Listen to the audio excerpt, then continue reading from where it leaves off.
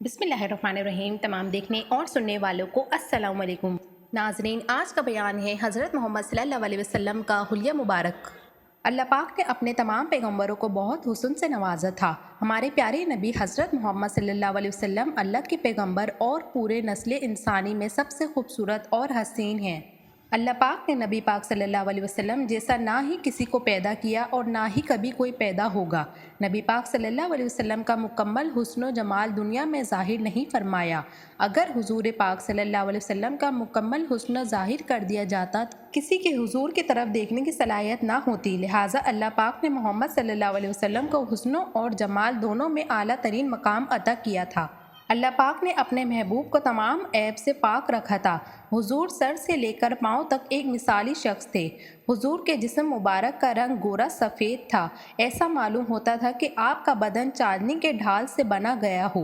हुजूर का जिस्म निहायत नरम और नाजुक था, जिससे एक किस्म की खुशबू आती थी। सहाबा कहते हैं कि हुजूर के जिस्म की खुशबू से ज़्यादा अच्छी हमने कभी कोई खुशबू ना सूंघी। यहाँ तक कि हुजूर के जिस्म से गिरने वाले पसीने को जमा कर लिया करते थे और उसे इतर की तरह इस्तेमाल करते थे। हज़रत अनस की वालिदा बीबी अमर सलीम रज़ियल्लाहु ताला अन्हा हुजूर के लिए एक चमड़े का बिस्तर बिछाती थीं और हुजूर उस पर दोपहर को लेटकर आराम करते थे। लिहाजा आपके जिस्म मुबारक के पसीने को एक शीशे के अंदर जमा कर लेती थीं। इसलिए हज़रत अनस ने वसीयत की थी कि मेरी वफ़ात के बाद मेरे बदन और कफन में वही खुशबू लगाई जाए जिसमें हुजूर के जिस्म मुबारक का पसीना मिला हुआ हो। हुजूर सर के बाल रखना पसंद करते थे। कभी आपके बाल आधे कानों तक रहते थे और कभी कंधों तक रहते थे।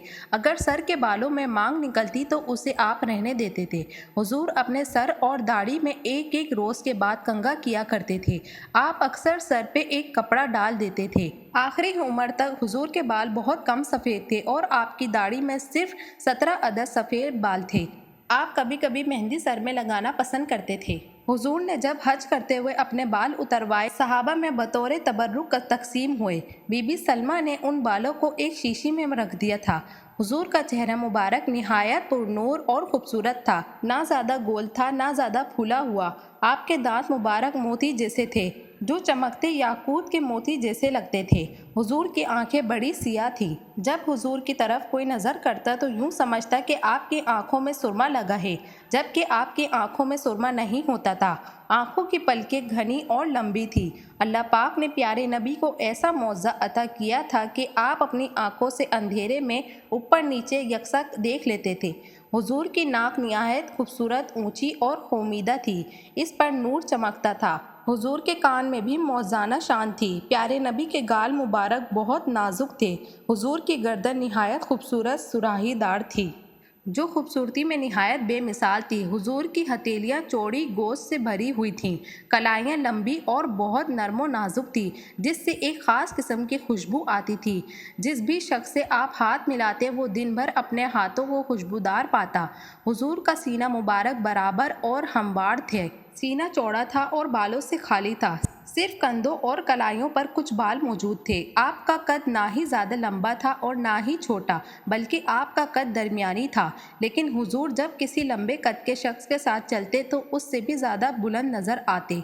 आप सल्लल्लाहु अलैहि वसल्लम का चेहरा इस कदर रोशन और पुरनूर था, मुसलसल देखने पर आंखों में से आंसू आ जाते। बिल्कुल सूरज की तरह रोशन था। हुजूर सल्लल्लाहु अलैहि वसल्लम का चेहरा चाँद से भी ज़्यादा खूबसूरत था। सुभान अल्लाह। मेरी आज की वीडियो देखना और सुनना अगर आपको अच्छा लगा हो तो मेरे चैनल को सब्सक्राइब करें और बेल आइकन को प्रेस करना मत भूलिएगा, ताकि मेरी आने वाली वीडियोस आपको जल्दी मौसूल हो जाएं। मिलते हैं आपसे अपनी अगली वीडियो में, तब तक के लिए अल्लाह हाफिज़।